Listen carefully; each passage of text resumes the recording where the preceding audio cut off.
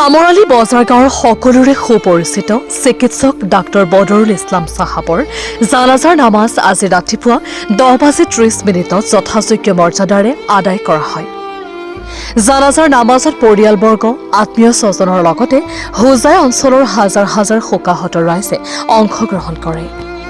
ডাক্তৰ বদৰুল ইছলাম চাহাবৰ অকাল মৃত্যুৱে সমগ্ৰ অঞ্চলত গভীৰ শোকৰ ছাঁ পেলাইছে।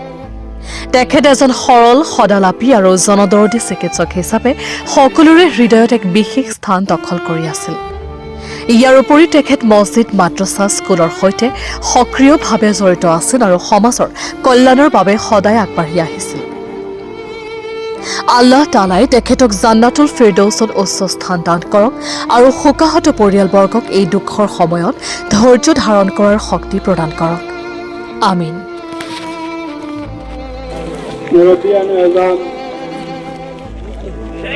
আমরা এক জনগণ আজকে সারা আইসি আল্লাহ তৌফিক দিলে সারায় জনগণ নামাজ পড়িতাম। জনাব বদরুল ইসলাম রহমতুল্লাহ আলাইহি আজকে আমরা তাকে বিয়োগ হয়েছেন। তার সম্পর্কে বহুত কথা হল আপনারা শুনছেন। আর আসসালামু আলাইকুম রহমতুল্লাহ বরকাতুহু। বদরুল ইসলাম চৌধুরী ভাই বড় নেক মানুষ আসলা আর মাঞ্চর দুনিয়ায় থাকতে মাঞ্চর এক ইজ্জত থাকে আর আল্লাহ দুনিয়া থেকে নেওয়ার বাদে বোঝা যায় যে এই মাঞ্চর অন্তর তার লাগে হুসন মায়া আর মহব্বত আছে। আমি গত খাই থেকে কমসে কম 25 থেকে 30টা ফোন পাইছি। সারা মানছি আমার কইছেন আপনি জনতা মিস করবা না, আপনি জনতা দাওকা ইলা মানুষ সমাজও কম আসলা মাঞ্চর চিকিৎসা থেকে লইয়া জয়নগর মাদ্রাসার 7 বছর টাইম মেম্বার আসলা আর জয়নগর মাদ্রাসার আমরা সেক্রেটারি প্রিন্সিপাল সাহেব হইছেন। যে সময় তার দরকার পড়ছে তাহলে আমরা মাদ্রাসার সবসময় সেবা পাইছেন।